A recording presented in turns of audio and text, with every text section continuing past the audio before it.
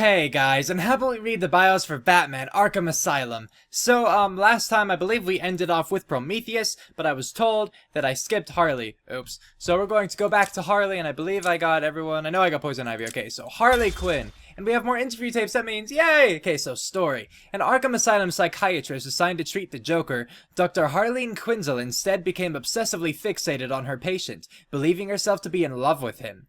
She helped him escape confinement and took on her own criminal identity as Harley Quinn, which is, fun. Quinn is a violent and unpredictable felon whose only motivation, beyond general mayhem, is achieving the Joker's approval.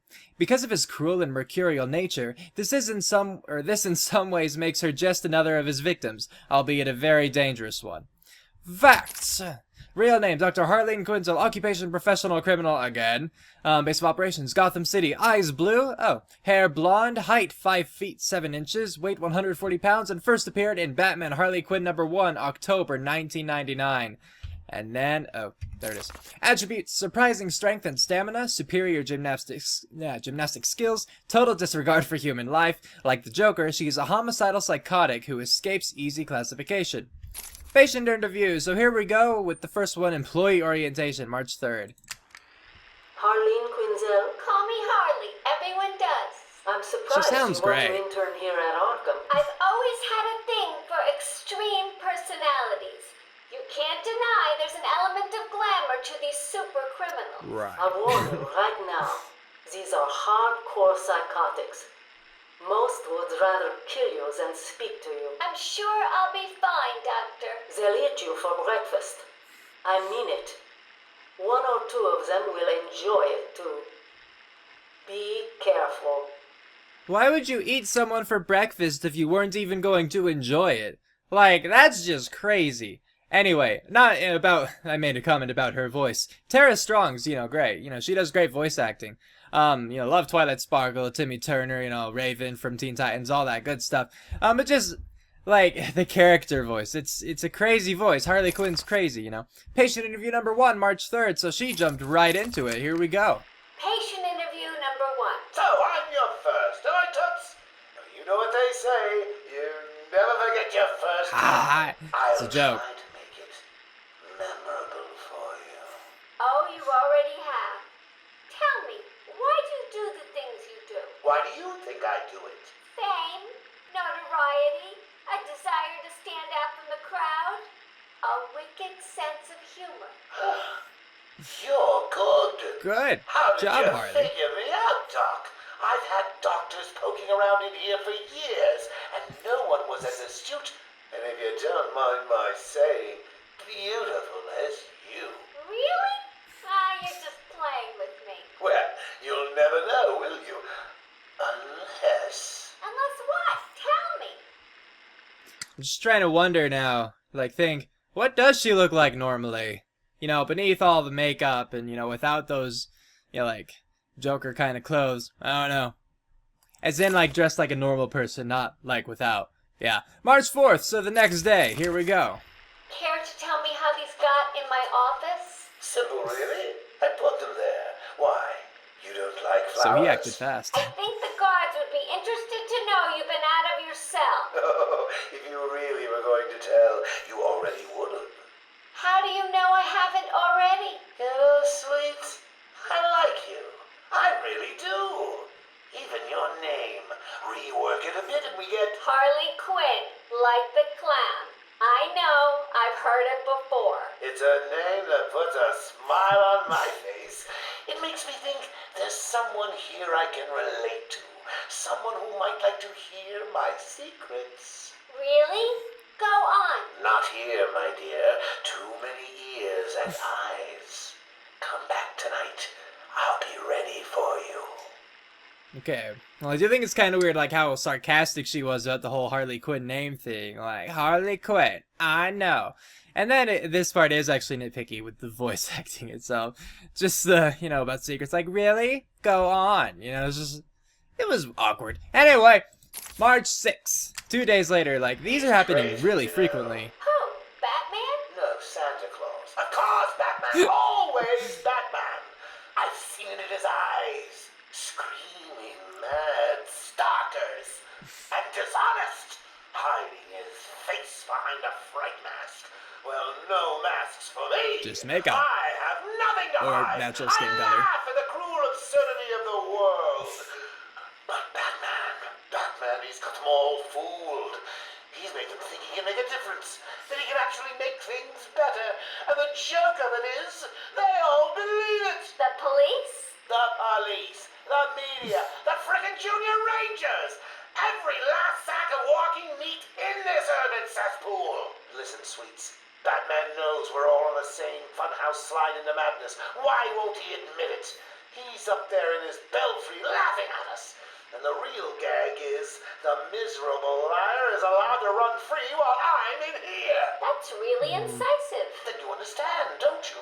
You know why I do what I have to do. You know Gotham's only real savior is me. I was thinking while listening to that, I don't really like it when Joker's that serious.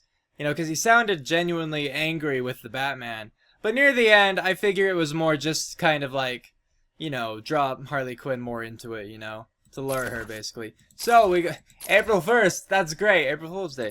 So this is a little bit later. Number 11, actually. What you wanted. You did? I mean, good. How did you smuggle it in? Actually, I don't want to know. So are you ready to stop that evil, murdering bat once and for all? Of course I am. He needs to pay for what he's done to you. Give it here then, quickly.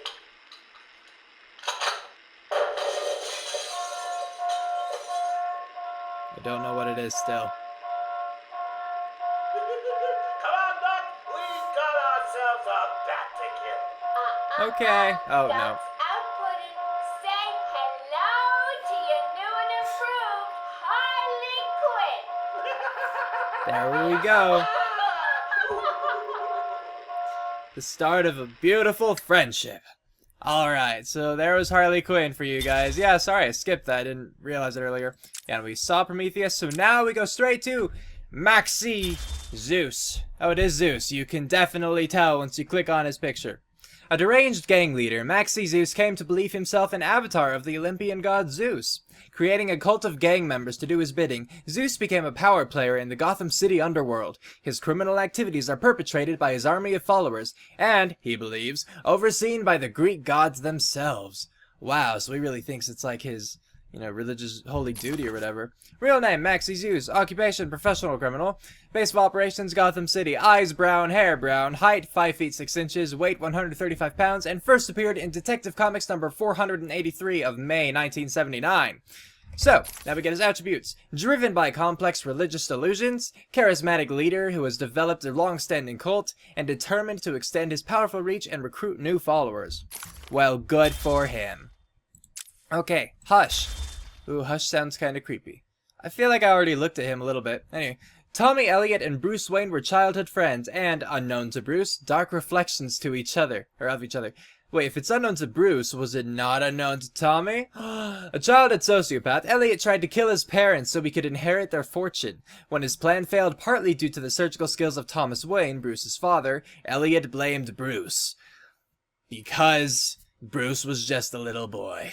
An incredibly skilled surgeon as an adult, Elliot planned an elaborate revenge scheme on the Batman. He disguised himself as the villain Hush, his face covered in bandages, but he was in the end defeated and unmasked by the Dark Knight. Hush still plots revenge against Batman, generating complicated schemes with surgical precision. Aha, even though those have nothing to do with surgery. Real name, Tommy Elliot. Occupation, surgeon. Finally, right?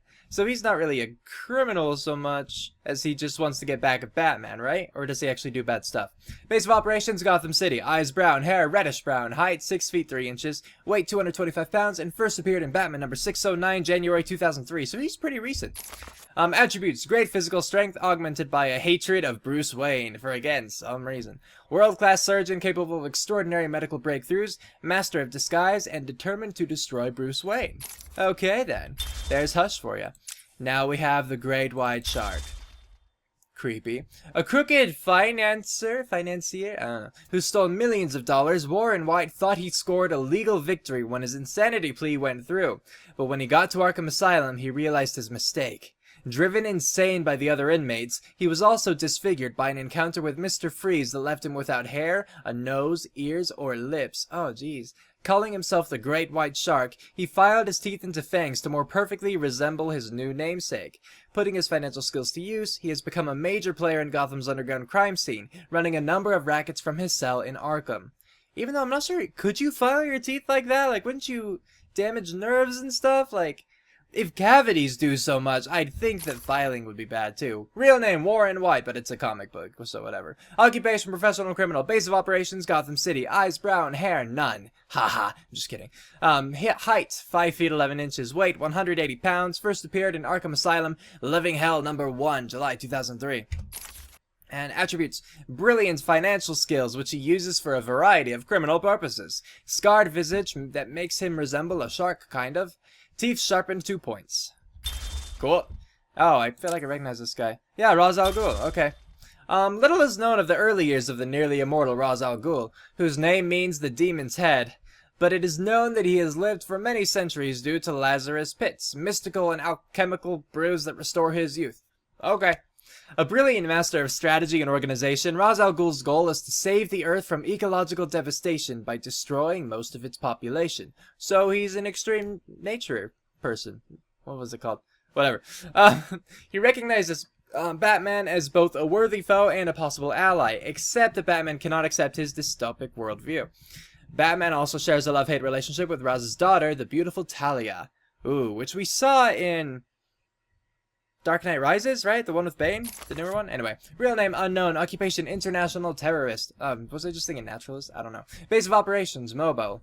Mobile? Oh, he moves around. Duh. So, eyes green, hair gray with white streaks. Height 6 feet 3 inches. Weight 210 pounds. And first appeared in Batman #232, June 1971. Cool. I was gonna say, is this the Penguin? No, it's Mad Hatter. Oh, it's a leprechaun! Fun! Obsessed from a young age with Lewis Carroll's book Alice's Adventures in Wonderland, Jervis Tetch, an expert hypnotist, I don't know, embraced the delusion that he was the incarnation of a character in the story, the Mad Hatter. Using his skills for mesmerism, the Mad Hatter has committed many crimes, often themed around the book that inspired him and his love of hats and headgear, going so far as to implant his hats with mind control chips to amplify his hypnosis skills. Above all other headwear, however, he covets Batman's distinctive cowl and will stop at nothing to acquire it. Why doesn't he make his own cowl? Anyway, why is he committing crimes if he thinks he's the Mad Hatter? I never took the Mad Hatter to be, like, a bad guy. I thought he was weird. Anyway, real name, Jervis Tetch. I don't know. Occupation, professional criminal. Base of operations, Gotham City. Eyes blue, hair red. Height 4 feet 11 inches. He's a leprechaun. Weight 115 pounds. First appeared in Batman #49, November 1948. Attributes: master of hypnotism and mind control, obsessed with hats, especially one-of-a-kind items, and delusional schizophrenic with a fixation on Alice in Wonderland. Boom. There we have that. How many more do we have? Okay, we have this many. Cool. This is the Ventriloquist. Yeah, Arnold Wesker was a timid orphan whose deep repression erupted in a barroom brawl, resulting in him being sent to Blackgate Prison. Wow. There he encountered the puppet Scarface, and promptly murdered the man who'd carved the puppet. The two are now inseparable, with Scarface directing a series of criminal activities. While most believe that Wesker is simply acting out a second personality through the puppet, Wesker sees himself as a reluctant lackey who merely does his puppet's bidding. Which is weird. I don't actually know which is which, and maybe that's the point of the story. You're not supposed to know which is the truth. But again, from what I've seen, I thought Scarface actually was doing stuff, so I don't know. Real name, Arnold Wesker. Occupation, professional criminal. Base of operations, Gotham City. Eyes blue, hair brown. Height 5 feet 7 inches. Weight 142 pounds. And first appeared in Detective Comics number 583, February 1988. Boom. Attributes: delusional schizophrenic with multiple personality disorder. Oh, so maybe he's not Scarface. Obsessed with his puppet Scarface, whom he puppeteers with unsettling skill. When teamed with Scarface, the two operate as a criminal mastermind, which is kind of weird but cool in its own way. Next we have Killer Moth. Okay. Drury Walker was a minor criminal who adopted the identity of Cameron Von Clear, a master criminal who in turn masqueraded as the costume supervillain Killer Moth. He is a hired gun for Gotham's gangsters, but his ingenious weaponry, including his cocoon gun, does not protect him from regular defeat at the hands of the Batman. Well, cool. So he doesn't actually have powers then? He's just super strong and stuff? Like, not super strong, like super powered strong, but really rather impressive. Anyway, real name, Jeremy Walker, aka Cameron Von Clear. Occupation, professional criminal. Base of operations, Gotham City. Eyes, brown. Hair, brown. Height, 5 feet 9 inches. Weight, 155 pounds. First appeared in Batman number 63, March 1951. He looks kind of cool, though. Some would say that's kind of silly. I think it's kind of cool, you know. I guess he loses a lot, though, so poor Killer Moth. Attributes, obsessed with fame and identity change. Skilled inventor, and amoral and motivated by feelings of insecurity and inadequacy into criminal activities in an attempt at notoriety. So he really just wants attention, that's what it is. Good for you, jury. Alright, splitting them up, so we're gonna call it here. So with all that, thanks for watching. I hope you enjoyed that. If you did, of course, feel free to leave a like, comment, and if you do, even subscribe. It means a lot, it really helps me out, and I would love to have you guys. So, tune in next time for my next video. Until then, take care. Cue outro, go!